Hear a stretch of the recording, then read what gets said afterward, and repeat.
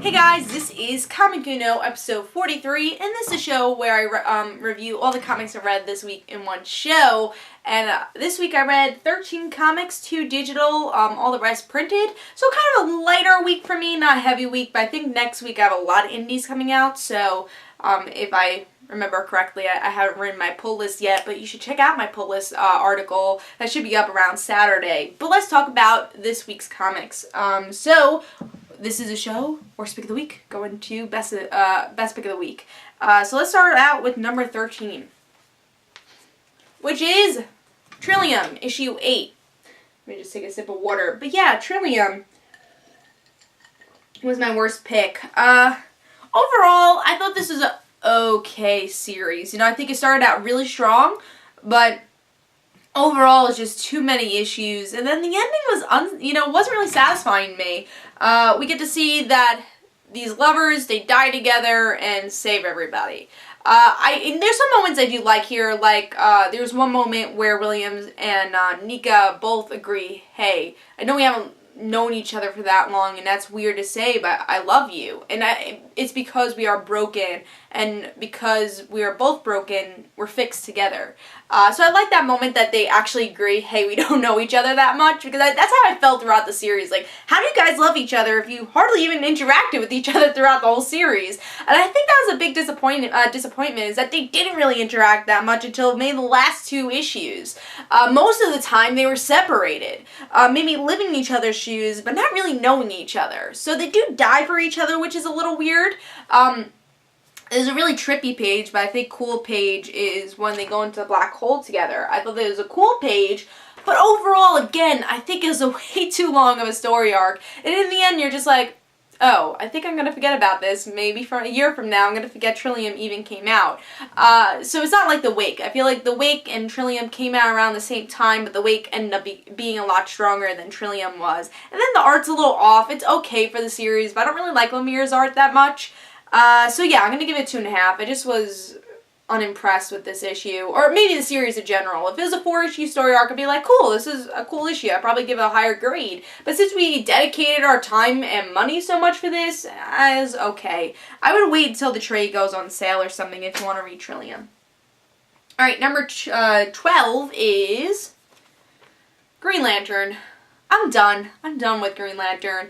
Honestly, it's the same thing over and over again. The beginning of the issue always starts with a speech. It's like, guys, I know people died, but we are the Green Lanterns. Let's fight. And then they fight nobodies. They fight these villains. And in the end, they're like, hey, let's team up with these villains. Or, oh, our story's over. Let's go and do the next issue. We'll have a speech about Green Lanterns. And then go to another nobody villain. That's been the trend of Green Lantern. And honestly, I'm not interested. I've stuck around for longer than I think I should have. Now, the only Green Lantern title I'm reading and reviewing is Red Lantern. So, yeah. And Red Lanterns is pretty good. I think that'll stay on my pull list for a while. But I'm going to wait for Green Lantern. I know we're going to have a big story arc where it'll go into Green Lantern Corps, and I'll be spending all this money, and I just don't think Green Lantern's worth it, especially with all these other comic books coming out. The art was pretty good. I did like the art. Like the art change. I think that was really the only positive of this issue.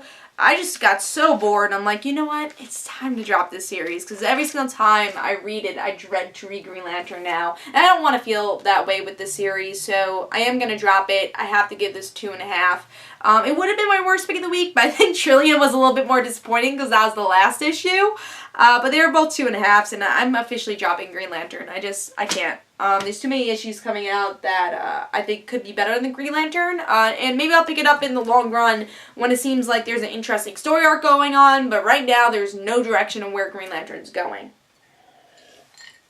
Alright, number 11 is a digital comic, which is Angel and Faith, issue 1. Not a bad issue, so we're getting into more of like, hey, this is pretty good territory. Not a bad issue, but I think there was something missing with Angel and Faith. I feel like there need to be a little bit more happening. If you read Buffy, half of this issue is what happened in Buffy, so it wasn't really needed, but we're just seeing where Faith is and in her mind is. And then Angel, I don't think he works well alone. I mean, I loved his voice here. The narration, it sounded a lot like Angel, which is great. It wasn't an added character. I think Angel works better when he's with people, which is weird because Angel has been such a loner, but he works so much better with people, and I think that goes in regards for both Angel and Buffy. I think Angel and Buffy were great shows because of their gangs, their Scooby Gang and the Angel Investigations, and I love there's in the letters in the back, they're like, when are we going to have Cordelia back? And I'm like, I'm asking the same thing. I think that's when Angel of Faith will be awesome. But, you know, being serious, I think we do need some more people with Angel of Faith, or at least see Angel of Faith together, which I know is going to come. But I like the art a lot more with Angel and Faith than I did with Buffy. I think it is a little bit more on the darker side, but it fit a lot with the series. So I like the art for Angel and Faith. And I'll stick for a couple more issues to see where it goes, but wasn't totally impressed with the first issue. Same for Buffy. Wasn't totally impressed, but maybe because I haven't really been reading previous Buffy or Angel series either. So maybe I have to read those first till to get to this. So we'll see where that goes. So now we're up to number 10, which is a Comic Frontline exclusive, and that is The Vampire Diaries, issue 4. I want this to be higher. It's not bad enough to drop at the moment just because I'm a big Vampire Diaries fan, because it did get better from that last issue. Last issue I think was like my worst pick of the week. But I think this is a little bit better because we're actually getting into story that hasn't been told in the show already. If you're a Bonnie fan, I think you'll really like it. It's a little weird because you get to see that in the 1969, Bonnie's grandmother, which I'll get into, but Bonnie's grandmother was in Woodstock. She was learning to be a witch. She met up with Stefan and Lexi, and they all became friends, but we also see the council was out to get them throughout the whole issue because the council was up and running in 1969. And that's pretty much the whole issue. We don't really know. They run away, Stefan and Lexi, they're going to go, and the council hasn't gotten them yet, but we do see that the council was a threat back then.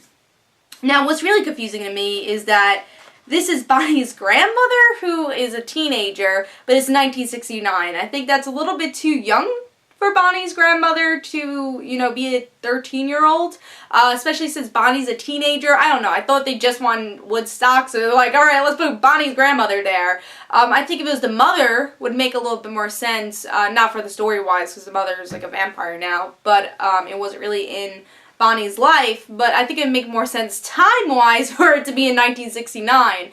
So I thought it was weird that the great-grandmother was, I don't know, I just don't think they would be a teenager in 1969. I don't think so, or a 13-year-old. I just didn't think the time worked for that. But overall, I thought the art was pretty good. The story was good with Stefan and Lexi. I thought it was much improved from what we've been getting. The second story bored me to death, though. Is like Bonnie saving Sarah, which I don't even remember Sarah. I guess Sarah was related to Emily, who was the first witch of the Bennett family. So I was really confused by that, and the art was kind of sloppy, skinny lines. I didn't really like it. But that was a secondary story. It didn't last that long, but I skimmed that one. I didn't really like it. But overall, I'll give this a 3.5. I did like the story, the first story overall. We're getting into other characters' stories, like Bonnie, and at least it's something different. Well, let me see, no, Sean Williams. I saw Williams, so I thought Kevin Williams wrote it. But yeah, it was okay. I'll give it a 3.5. It was a little weaker, but it's making me stay with Vampire Diaries for a little while, so we'll see where it goes. Alright, so we are up to number 9, which is Inhuman, issue 1. Okay issue, I liked it. Again, the only ones I really didn't like this week was Green Lantern and Trillium. Everything else was pretty much worth picking up. But Inhuman issue 1, I liked it. There's some boring spells with this issue. There's 3 Inhumans, and the only one that was really interesting, I think, was Dante, because we get to see his family life, we learn a little bit about him, and then we see him turn into an Inhuman, and Medusa save him. So I really liked that part. I thought his character was really interesting, so I liked that. You know, there's some story, like the beginning I thought was pretty good.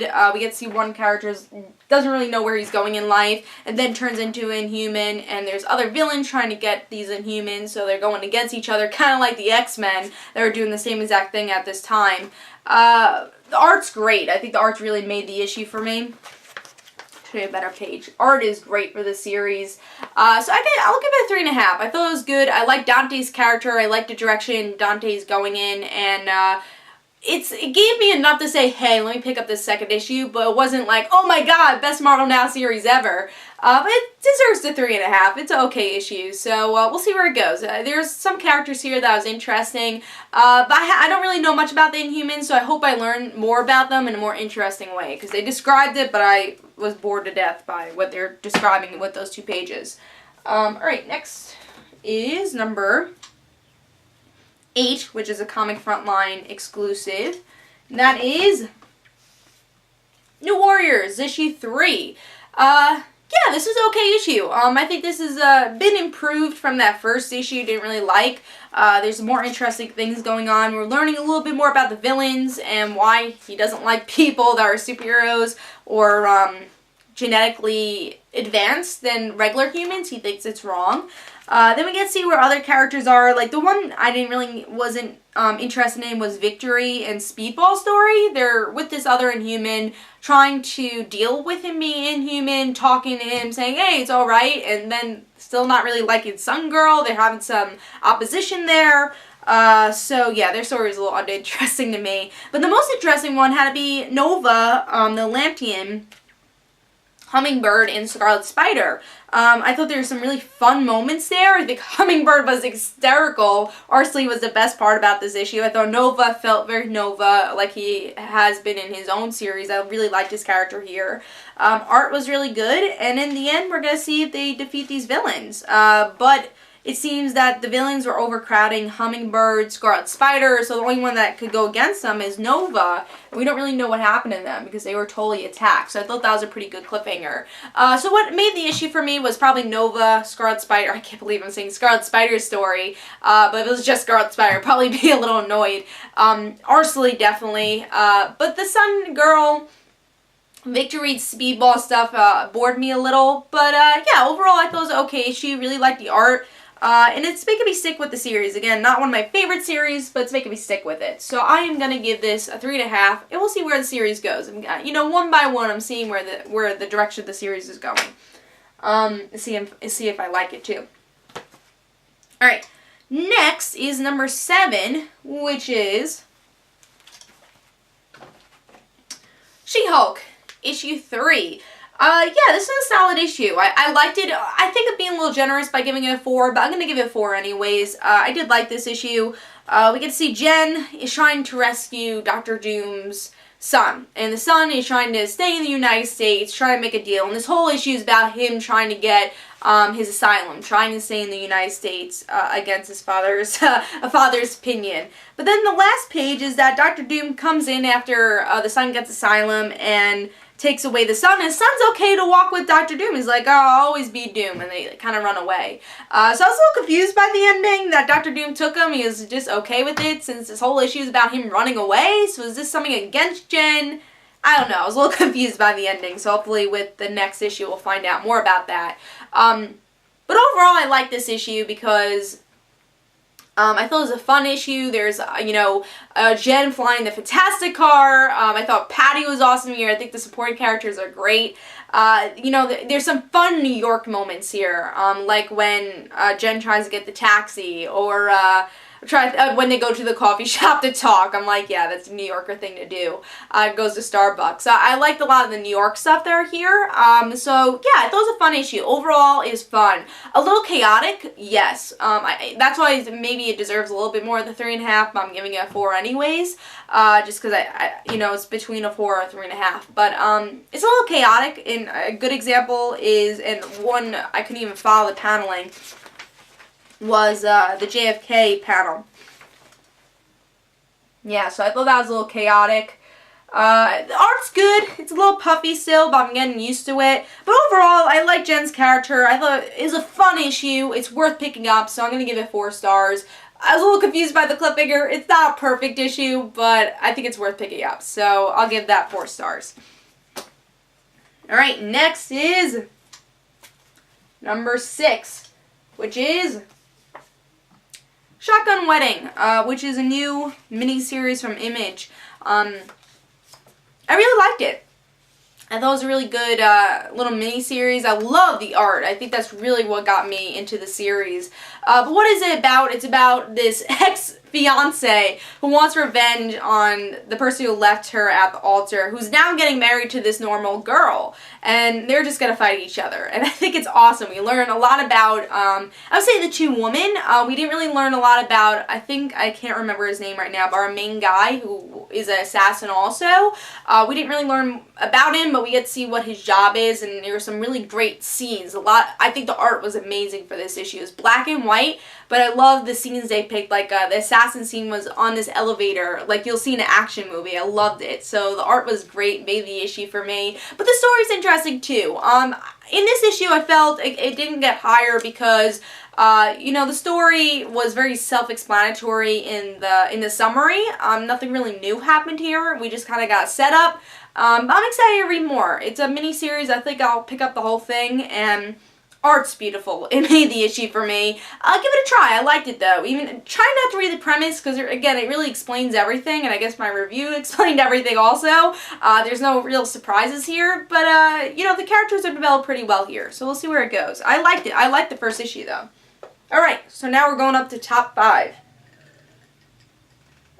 Number 5 is Green Arrow, issue 30. I'm surprised this issue's so high, but I really liked it. You know, I described in my in-depth review, I'm not a humongous Green Arrow fan for the New 52. I love Green Arrow in general. Love this pre-New 52 stuff. Love Arrow, as you guys know. But I feel the New 52 is a little bit on the darker side for the character. But I feel like every issue brings me back to, you know, reeling me in again with this series. Because we get to see a lot of family business going on with this issue. The sisters starting to notice, hey, maybe my father Komodo's not the nicest guy. And not in a good way either, because this girl is crazy. But she's like, oh, maybe like I shouldn't be following him. And we get to see, I think, Oliver's father open up a lot, which I loved, and saying, I followed this totem, I've been following this thing, and I realized that family was the most important thing, and I've made mistakes. And he redeems himself by, Komodo's about to kill his own daughter, because he thinks the totem's more important.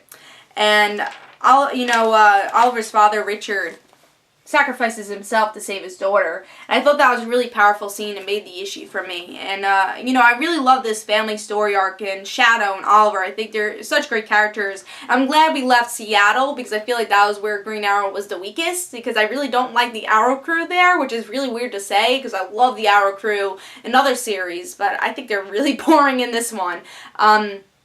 So I really like that they're now in another setting, and I think Shadow and Richard are more interesting characters than the Arrow gang. And I would even say Diggle. We don't know much about Diggle, but he's also not as good as Arrow version. But really like this issue. Story, the cliffhanger was great. The art's still a little dark. I can't enjoy the action as much, which is disappointing. And I want to enjoy the action. So yeah, the art still, that's what makes the series so dark. So we'll see where it goes. Like, I think the art is really cool, just maybe not for a Green Arrow series, but yeah, you know, there's some great scenes like that ending, though, where we're seeing the heart, so, pros and cons with the art. So yeah, I'm gonna give it 4 stars. This is number 5. Really was impressed with this issue this week. Next is number 4, which is, gonna take a sip of water. Number 4 is Starlight, issue 2. Really like this issue, but I don't think it's as good as issue 1. I think issue 1 hit a lot more beats, but hey, Millar actually had an issue on time. Round of applause. It was on time. It wasn't 2 months delayed. It wasn't 6 months delayed. It was on time. I'm like, oh my god, Starlight's already coming out? So round of applause for that. But I liked it. It was a really solid issue. We get to see that our main character is getting back to the groove to save this planet. And you see, he's starting to get back in the groove. He's like, whoa, I'm flying a spaceship. He's starting to make a connection with this child, who I think is his son. That's my guess. we see that the world is being taken over. So I liked it. It was really solid. I think it progressed the story well. I don't think there's, again, as many emotional beats as I wanted to, because I love the first issue, but this is a very solid issue, and I could see, honestly, and him dying and then him being with his wife. I could see that happening. But that's the one cool thing about this series. You don't really know what's going to happen, and you just keep guessing. And I thought this is a very solid story to progress the story of a really awesome story. I've been loving Starlight, and I've been getting it printed because of it. So hopefully it won't be delayed issue 3. Keep going with these on-time books, Millar. Would love to see that. Alright, now we are up to number 3, which is Detective Comics, issue 30. I would say the story is a little bit more of a 4-star book, but the art makes it a 4.5. I love the art, and I thought the story is very solid. So we get introduced to these two new characters. One character, Mrs. Aguilar, who's teaming up with Bruce to make Gotham a better place. This might not be the best business deal for Bruce, money-wise, but it's a great business deal for Gotham. And he does make this deal, and we learn a little bit about Mrs. Aguilar. She has a daughter who's a motorcyclist. So that was the best part about this issue, is learning a little bit more about those characters. The villains in this issue was set up, but it was just okay. It's more about these business plans. It's like, hey, well, we have to get Bruce, or, you know, Wayne Enterprises not to be doing this business plan, but doing this one instead. So it seems like they're going to do some bad stuff to get that. But yeah, so the thing that was lackluster with this issue probably were the villains. But what made the issue, I thought, was the cliffhanger, which I'll get into, and these new characters. I thought they introduced them very well, but what truly made the issue was the art. Love the art. I think it's perfect. Francis Matapool does it again with amazing art. But yeah, let's get to that cliffhanger. We get to see Elena, who is that motorcyclist, or maybe, I know Elena, maybe it's not the daughter, but I'm pretty sure, please call me Elena. Oh, actually it is the person that she teamed up with. It wasn't the daughter. So I guess the daughter is gonna be doing, I think I made that mistake in the in-depth review, but I guess the daughter is gonna have to team up with Bruce somehow. But yeah, it's the person that she is working with who's lit on fire because of these villains, I guess. But yeah, I thought that was really interesting, really cool cliffhanger. So yeah, I liked it. I thought the cliffhanger was great. I liked these two characters, and you actually felt for Elena in the end. You're like, wait, Elena, no! So yeah, art made it that way. I thought it was a good issue, and I'm gonna be generous, give it a 4.5. Might deserve a little bit more of a 4 for the story, but the art really boosted up to that 4.5. So I'm gonna give it 4.5 stars, and it was my number 3 pick. Number 2 is issue 22. Yes. 2. I really love this issue. I think 2 has been such an improved series. It was a little misleading, this issue, because Green Lantern doesn't really show up, even though in the solicits is like, well, Green Lantern's back. We kind of find out what happened to him. I won't spoil it, but he's kind of dead, kind of not dead. So I'm guessing as issues go on, we'll learn a little bit more about Green Lantern, but yeah. But most of the story is about Val again and Lois, which I love. I think Lois is the MVP of this series. She's the heart and soul of the series, and I love what they did with her character. I think especially her connection to Superman and now her connection to Val, because of it, is great, and we see even more of that with this issue. But in the end, Darkseid finds out about Val and finds out about Batman, and he's like, oh, I'm going to kill them all, but Lois is like, wait, Clark, and Darkseid's, you know, gives this face like, hey, I recognize you. So I'm excited to see what happens to Darkseid. I think that's such a great cliffhanger, and I think that's one thing we haven't explored is how did Superman become Darkseid? And can Lois be the key, maybe not Val, can Lois be the key to helping Darkseid become Superman again? I think that's something we will see as the series goes on, hopefully sooner than later, because I don't want this to be prolonging and be like, oh, well, this is 10 issues of Darkseid and doing the same things like this. But there's such great character moments in this issue. I think you'll love it. Again, the only disappointment is that Green Lantern wasn't really in this issue, even though they promoted it that way. But there's some great Lois, Val, and Darkseid moments here. Great action moments. Art is great. So I'm going to give it a 4.5. This is definitely my number 2 pick. If you're not reading 2, read it. It's such a great series. Again, I love what Tom Taylor does with those character moments. Alright, so we're going to number 1. Number 1 is Ultimate Comics Spider-Man, issue 200.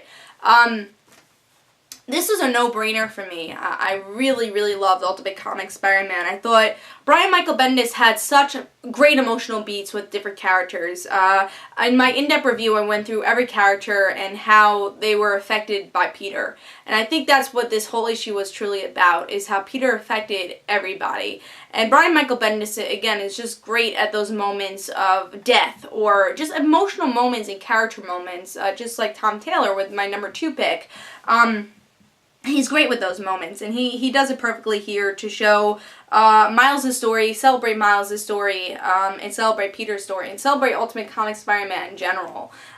He does a great job of intertwining both universes and making it seem seamless. And then we get to see characters that we haven't seen in a while, like Kong and Liz, and I really hope they stay for the next series, because I think they're such interesting characters, again, we just haven't seen in a while. But some great moments, I think, have to be Mary Jane having a new boyfriend and not accepting the boyfriend to come in. I thought that was really great. Hopefully we learn about him. Kitty Pryde and Kong, because they have such a past. Kitty Pryde just giving this really big hug to Kong, and I'm excited to learn a little bit more about their relationship. And, you know, her getting the Medal of Honor, which continued from Survive. I think my favorite moment, though, that really stuck out to me was the Ganke moment with Gwen. Because Ganke gives this Lego thing to Gwen, and Miles expects Gwen's not going to like it, and Gwen loves it, kisses Ganke, and runs upstairs to put it away. So I love that moment, and I don't know if I really want them to be a romantic couple, but I really like the direction they're going with both characters, so we'll have to see with that. Also, I love the J. Jonah Jameson moment where he pulls up and he actually goes away. He's like, no, keep going. I don't think I belong here. Which is such a definition to his character, because once he did learn Peter was Spider-Man, he accepted it, which the regular universe J. Jonah Jameson I don't think ever would do. So I love that moment. A great moment to Peter is like, how do we celebrate Peter today? Because it was a celebration. It wasn't a mourning, even though there was times where there was that silence. But it was a celebration of Peter. So, to celebrate Peter, they give all the food that Tony Stark gave them to the poor. And I thought that was such a great moment. And one thing about Spider-Man in general and Ultimate Comics Spider-Man is they have the supporting characters become their own. And you know, we see that with this. All the supporting characters have some great moments. And Peter influenced these characters so well. But yeah, I could talk about this issue forever, but I loved it. There's some gut-wrenching moments here, and it's very emotional. I loved it. I think it celebrates Spider-Man so well. Worth the $5. Art is great. Marquez did great with the emotional stuff and the emotional facial expressions. But yeah, great to see these characters again.